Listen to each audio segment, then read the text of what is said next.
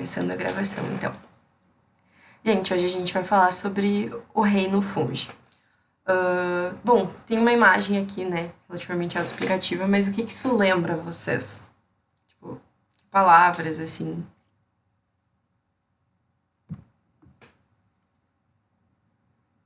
Vamos lá, gente, quando vocês pensam em fungi, no que vocês pensam?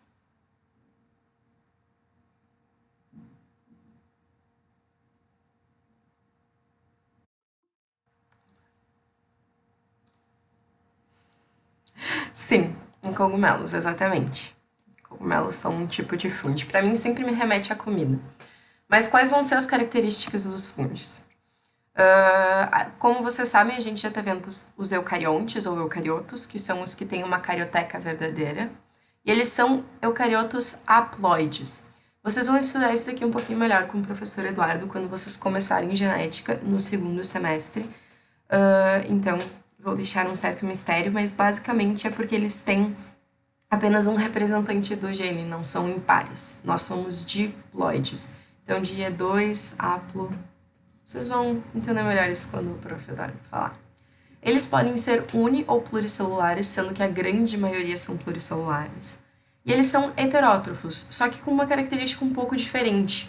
Eles fazem uma digestão extracorpórea. Então, eles lançam enzimas para degradar o alimento e daí eles absorvem. Diferente de nós, que ingerimos o nosso alimento e fazemos uma digestão interna, né, dentro do nosso corpo.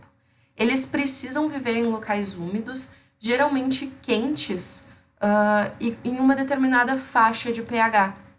Pensem, quando vocês, se vocês não lembrarem onde que os fungos vivem, pensem naquele pão mofado, que sempre aparece quando a gente deixa, tipo, sei lá, num local muito úmido, muito quentinho, assim, sempre, sempre. Deixem o pão na geladeira, gente.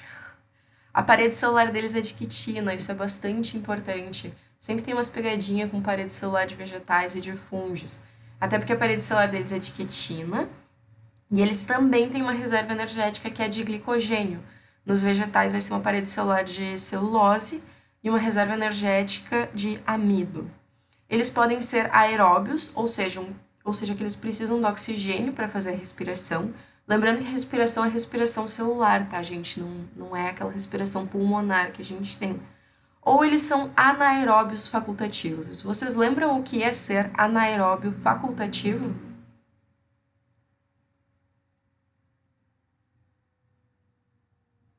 Vamos lá, gente, conversem comigo.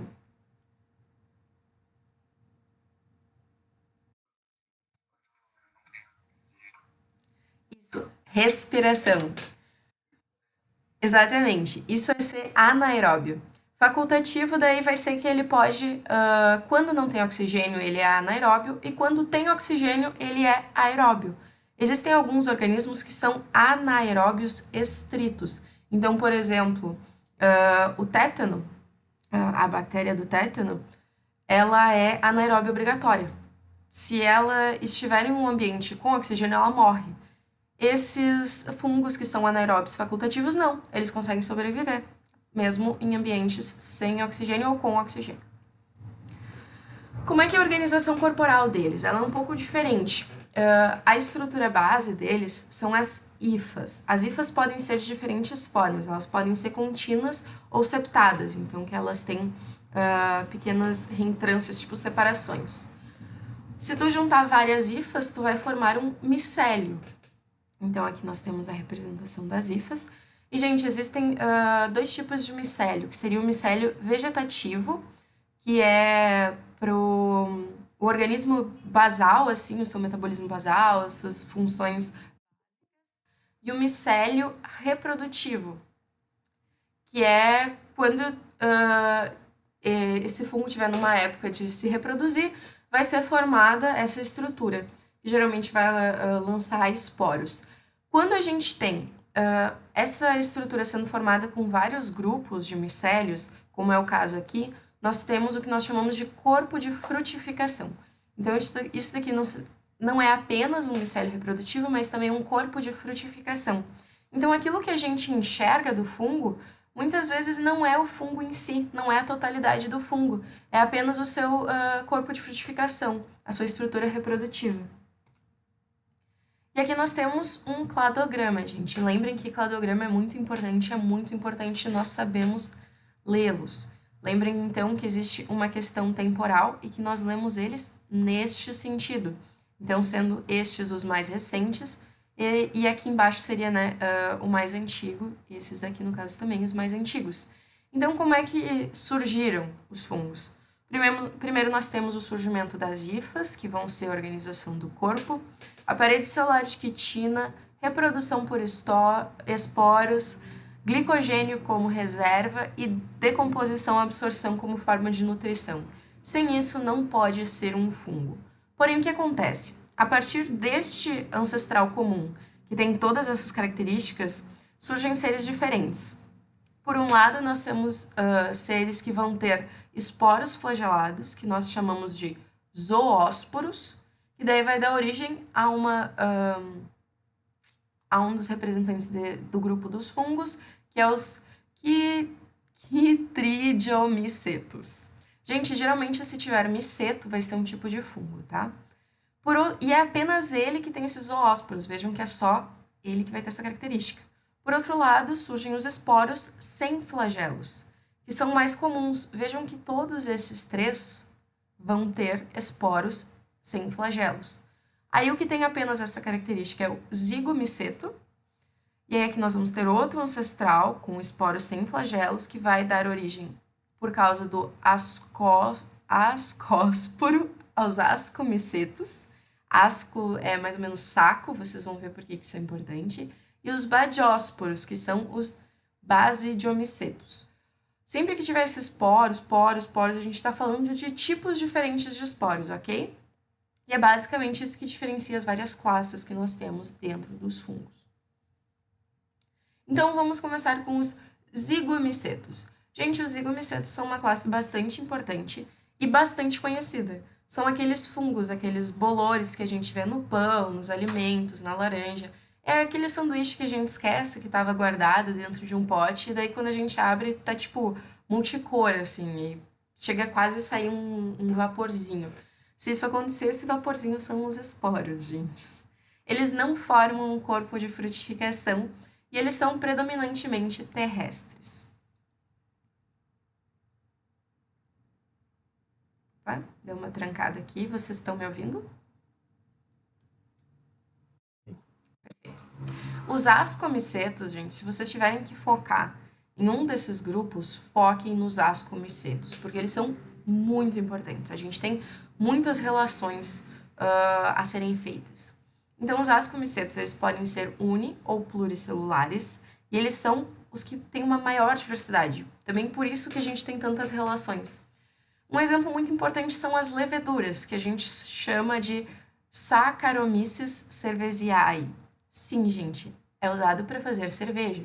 Também é usado para fazer o pão. Vocês sabem por que o pão cresce? Por que o bolo cresce? Quando a gente usa o fermento. No caso aqui, um fermento biológico.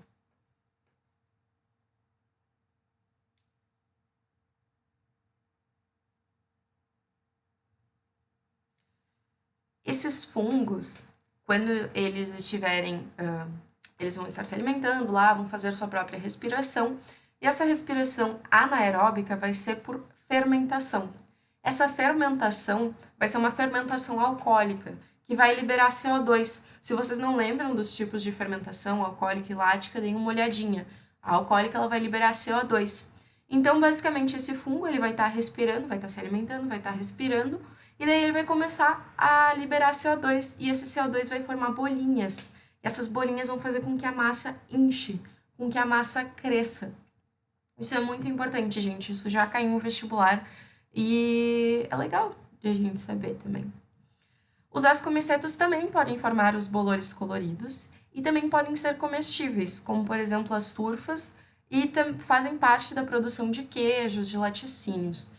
Uma questão muito importante dos ascomicetos é que eles são um dos motivos de nós termos os antibióticos. Então, vocês devem conhecer a história do Alexander Fleming, que inventou o primeiro antibiótico, a penicilina. A penicilina, ela se originou de um fungo, o penicillium. Como é que isso aconteceu, gente? A história é bem interessante. O Fleming, ele tinha um laboratório, ele estudava e tal. Aqui vocês veem uma placa de Petri, só que o estudo dele não estava relacionado com esses fungos. O que aconteceu foi que ele deixou uma placa de Petri que tinha essa colônia de bactérias aqui, que é esse zigue-zague que vocês estão vendo. Ele deixou aberta, mal refrigerada, enfim. Tem gente que diz que caiu alguma coisa em cima. O que acontece é que, de alguma forma, esse fungo Penicillium, sem querer, acabou caindo nessa placa de Petri, onde tinha essas bactérias. E o que aconteceu? Esse fungo começou a se reproduzir, formar sua colônia, e vejam só, aqui era para ter mais bactérias, só que não tem. Então, a reprodução dessas bactérias foi inibida por causa desse fungo. Opa!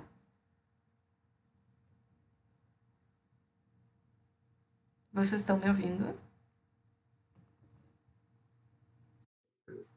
Desculpa, gente, meu computador tá travando, eu fico tão nervosa quando ele trava de que vocês não estejam mais me ouvindo.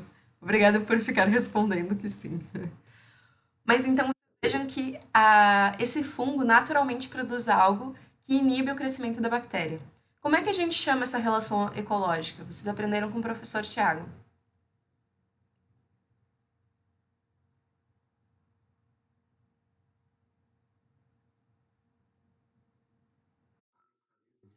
Exatamente. Essa é uma relação de amensalismo. Muito bem. Amensalismo vai ser quando um ser naturalmente produz alguma coisa para o crescimento de outro. Também acontece muito com alguns tipos de coníferas. Então, alguns pinheiros, vocês veem que ao redor deles não cresce praticamente nada. Eles têm bastante espaço entre os outros e com outros vegetais, porque eles produzem uma substância que não deixam que os outros cresçam. Mas o amensalismo é super importante, gente, nessa questão da penicilina. Uma outra questão, as leveduras são os representantes unicelulares, como a gente pode ver aqui, e elas têm uma característica bem interessante, que são os endósporos. Endo sempre vai ser dentro. E eu tinha falado para vocês que esses ósporos são os esporos. Mas esse daqui não é reprodutivo. Vocês estão vendo essas bolinhas aqui dentro, parece uns relevos assim. Isso daí são corpos de resistência. Que nem a gente tinha os cistos, quando a gente falou dos protozoários, esses endósporos, eles são criados, são feitos de uma forma em que eles resistam em situações de muito estresse, então situações de desidratação, de temperatura muito baixa, muito elevada. Então é uma forma de perpetuar essa espécie mesmo em ambientes adversos. Os basidiomycetos. Ah, gente, uma curiosidade sobre os ascomicetos é que existe um dos seus representantes, cujo nome eu não vou lembrar de cabeça agora, mas que é um fungo que dá no amendoim. E é a partir dele que é feito a droga LSD, por exemplo. Então vejam que existem usos diversos para os fungos. Os basidiomycetos, eles são aquele clássico, né, o cogumelo do Mario, e eles podem ser alucinógenos ou podem ser comestíveis, como por exemplo o shimeji e o shiitake, que a gente conhece bastante, quem gosta de um bom risoto sabe do que eu estou falando. Eles também podem ser usados para biorremediação. Biorremediação, gente, o nome diz tudo. Remediação, ou seja, a gente vai remediar algo, a gente vai arrumar alguma coisa que não está certa. E bio, nós vamos fazer isso usando a vida, usando um ser vivo. Então, alguns basidiomycetos, eles são muito bons decompositores. A maioria dos fungos são decompositores, tá? Todos, porque eles fazem eles fazem essa alimentação extracorpórea, né? Então, eles têm que decompor as coisas. Mas esses basidiomycetos específicos, eles são muito bons em degradar algumas substâncias sintéticas. Então, a gente pode ter, por exemplo, o uso deles em tratamento de rios, de lagos que fiquem perto de indústrias têxteis, por exemplo. É bem interessante. E daí nós temos uma classe que é um pouco menos visibilizada, que são os quitridiomicetos. Os quitridiomicetos são, a grande maioria, aquática, pode ser também uni- ou multicelulares, e tem as suas células flageladas. Vejam que parece que tem assim, a gente consegue ver mais ou menos uma caudinha saindo de alguns deles. Eles podem ser saprófitos ou parasitas. Lembrando, gente, que saprófito é um organismo que retira os nutrientes, ou seja, se alimenta da matéria orgânica morta, mas não é um parasita, ok? E daí a gente tem que falar sobre algumas outras coisas importantes em relação aos fungos. Além de serem parte da grande descoberta que foi a penicilina, que foi o primeiro antibiótico, gente, isso mudou a medicina. Antigamente, qualquer infecção que a pessoa tivesse, ela morria. Imaginem como isso fez diferença. A penicilina foi muito na época da guerra. As pessoas, tu se cortava, infeccionava com alguma bactéria e tu morria. Tu tinha uma amidalite e tu morria. A partir da penicilina, a gente começou a mudar radicalmente a expectativa de vida das pessoas e o prognóstico das infecções bacterianas. Uma outra questão muito importante, e gente, grifem isso para o Enem. O Enem adora líquens. Os líquens são relações mutualísticas, e lembrem que no mutualismo ambos os organismos se beneficiam, então uma relação mais, e eles precisam um do outro para sobreviver. Os líquens podem ser relações entre fungos e algas, aquelas algas unicelulares que a gente discutiu semana passada, ou então fungos e cianobactérias. Vocês falaram sobre cianobactérias com o professor Matheus, se não me engano, mas são bactérias fotossintetizantes. Eles são, primeiramente, os pioneiros na sucessão ecológica. Então, quando a gente tem um ambiente que não foi colonizado nunca, então uma sucessão primária, ou então que foi devastado, já teve vida, mas foi devastado, numa sucessão secundária, em ambos esses casos, geralmente os primeiros seres que aparecem são os líquens, porque eles são muito resistentes e eles podem sobreviver em situações que para a vegetação seriam adversas. Por que eles se juntam, gente? As algas, as cianobactérias, vão prover alimento para o fungo e o fungo vai prover uma certa proteção e uma certa expansão da área que elas teriam para fazer fotossíntese. E além disso, os líquens são bioindicadores da qualidade do ar, porque apesar de eles serem bastante resistentes, eles não sobrevivem bem em ambientes poluídos, por isso que é muito mais comum a gente ver líquens em lugares interioranos ou então em espaços mais arborizados, como por exemplo na Redenção, do que em árvores que estão na beira de uma estrada. Outra questão muito importante, grifem isso para o Enem, são as micorrizas. Gente, mico geralmente vai fazer relação a fungo. E risas lembra raiz. Então é basicamente isso. É uma associação entre fungos e raízes. Então aqui a gente tem a nossa definição. É uma simbiose em que um fungo ele vai conseguir também, novamente, esses nutrientes que o vegetal vai aportar por causa da sua fotossíntese, e o vegetal vai conseguir aumentar a extensão das suas raízes. Um exemplo muito importante e que cai muito são as leguminosas.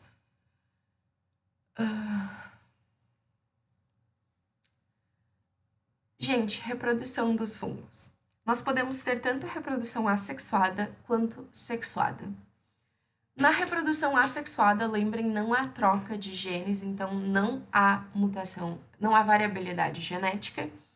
Nós temos primeiramente a fragmentação, que é exatamente isso. Cai um fragmento de uma hifa que no solo vai se desenvolver em um novo micélio. São bastante independentes. Nós temos também a reprodução assexuada por brotamento, gente. Aí quando nós temos uma célula mãe, que tem o seu núcleo lá, normal, e vai surgir meio que uma evaginação, um brotinho ali, e esse núcleo ele vai se dividir por mitose e vai ir para esse brotinho novo, e aí vai surgir uma célula filha idêntica que vai se separar. Além disso, nós temos a esporulação, que é uma das mais comuns, como eu falei do bolor do pão, por exemplo. As hifas vão se desenvolvendo, vai ter os esporângios, que são quem faz os esporos são liberados e quando eles caem em um ambiente adequado, eles germinam. Gente, muitas doenças causadas por fungos são por causa desses esporos. E assim, sabe aquela coisa de tipo, tem um funguinho assim no pão ou um funguinho no mel, eu vou só tirar. Minha avó fazia muito isso na geleia, eu vou só tirar essa parte assim de cima que tá fungada e o resto tá bom. Não é bem assim, como eu falei pra vocês, a parte que a gente enxerga geralmente é a parte reprodutiva. Então, se for algo muito mole ou muito fluido, provavelmente se tem algo visível numa parte, já está infectado tudo pelas hifas. Né? Mas o que os olhos não veem, o coração não sente. Porém, não caiam tanto nessa. E nós temos a reprodução sexuada, que acontece principalmente nos ascomicetos. O que acontece, gente? Nós vamos ter uma série de passos, alternância de fases entre diploides e haploides, mas basicamente a gente vai ter duas hifas que vão trocar informação genética. Essas hifas vão criar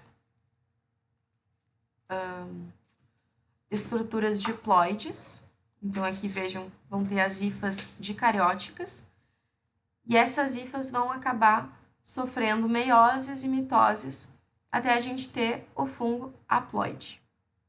Que deem uma olhada com mais calma nisso. Eu recomendo dar uma olhada depois que vocês tiverem visto haploides e diploides na genética. E para finalizar, uma parte que a prof gosta muito, que são as doenças, gente. Lembrem que mico geralmente se refere a fungos. A principal micose, de longe, que vocês precisam saber para o vestibular e para a vida também, é a candidíase, gente. O agente etiológico não é muito difícil de lembrar, pois se chama Candida albicans. A candidíase, geralmente a gente lembra da vaginal, porém ela também pode ser oral. Algumas aftas são causadas por cândida. Como é que elas são transmitidas? Elas são ISTs, infecções sexualmente transmissíveis. Então, sim, gente, às vezes tem aquela ideia de que fazer sexo oral sem camisinha não tem risco nenhum, porém algumas ISTs podem sim ter reações na boca e podem resultar em lesões. Porém, geralmente mais comum o vaginal, quando a gente discute candidíase, os sintomas vão ser um corrimento esbranquiçado, que geralmente se fala em leite coalhado, que vai ter um cheiro fétido, ou seja, um cheiro ruim. Algumas pessoas associam com peixe. Vai haver muita coceira e ardência. Vai haver vermelhidão, dor e desconforto durante as relações sexuais. Qual é a principal profilaxia? Educação da população e uso de camisinha. Uso de preservativo, gente, é a única forma de prevenir ISTs. Muito importante. Nós temos esse tipo de pneumonia que é uma pneumonia oportunista. O que seria uma doença oportunista? É uma doença que acontece quando a pessoa está imunocomprometida. Comprometida é que ela não está bem, né, que tem algum problema. Imuno é o sistema imunológico. Então, por exemplo, pessoas que estão fazendo quimioterapia e pessoas que têm HIV. Essa pneumonia específica é muito comum em pacientes HIV positivo. É causada pelo fungo Cryptococcus neoformans. Uma curiosidade, essa fotinha aqui foi a prof que tirou no laboratório. E ela é transmitida pela inalação de esporos, muito associada às fezes de pombos. Por isso a imagem escracha aqui. E os sintomas variam dependendo da imunocompetência do paciente, podendo ser desde lesões pulmonares até infecções no sistema nervoso central, podendo levar à morte, gente. Mas, novamente, pessoas imunocompetentes, então com um sistema imunológico normal, geralmente não sofrem desse problema com Cryptococcus neoformans. E também muito comuns as micoses de pele. Vejam aqui essas descolorações. São causadas pela Malassezia furfur, nomezinho fofo, porém um fungo nem tanto. A transmissão é, incrivelmente, a Malassezia ela é encontrada na microbiota cutânea humana.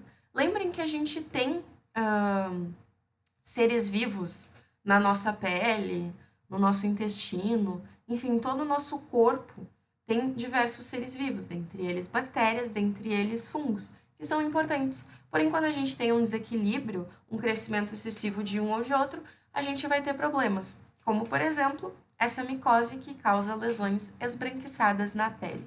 Gente, as micoses elas podem ocorrer em diferentes níveis na pele.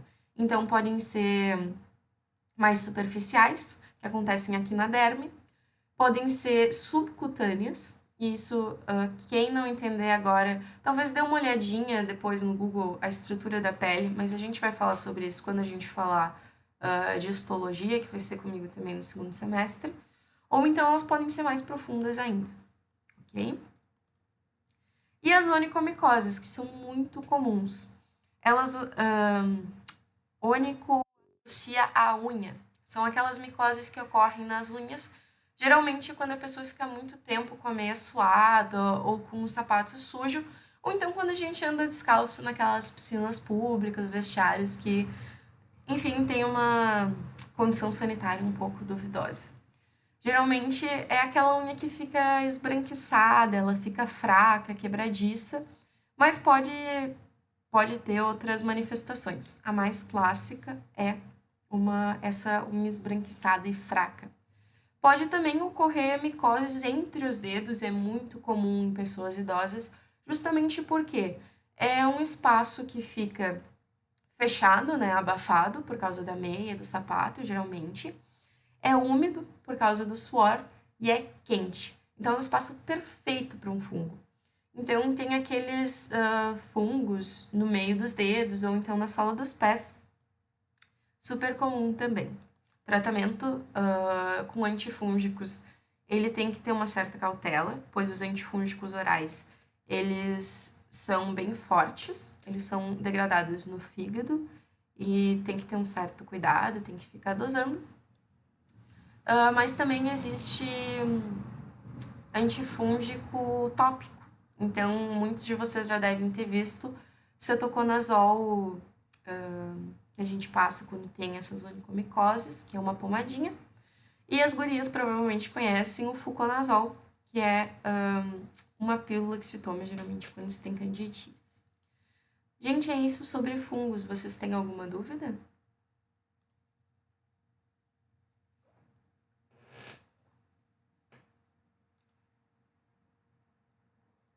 Vocês estão aí?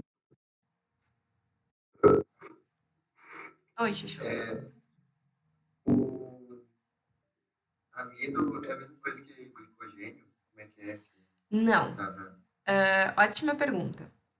Amido e glicogênio são distintos, mas ambos são polissacarídeos. Então, o monômero deles vai ser a glicose. Por isso que às vezes é confundido, mas eles são diferentes, tá? Eles têm estruturas diferentes, mas ambos são carboidratos. As reservas geralmente vão ser carboidratos, só que nos vegetais vai ser o amido, nos fungos vai ser o glicogênio.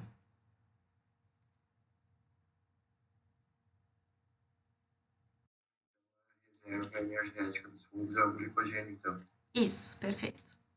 E a parede celular é de quitina. Gente, só para avisar, tá? Enquanto ninguém mais chega com alguma dúvida, que eu vou colocar os slides e os exercícios hoje. Eu consegui acessar o Moodle de novo. Muito obrigada, URGS. Então, provavelmente hoje de noite ou mais tarde amanhã de manhã, vocês vão ter os slides e os exercícios. Eu peço desculpa que os meus slides eles não estão padronizados. A gente tem usado um padrãozinho agora na Educa, mas é porque aconteceu toda essa questão de um professor ter que sair de última hora, né? Ele foi retirado de última hora. Então, eu acabei não tendo tempo de padronizar, mas os slides foram revisados, foram atualizados, etc. Mais alguma dúvida, gente? Alguma questão que vocês queiram trazer?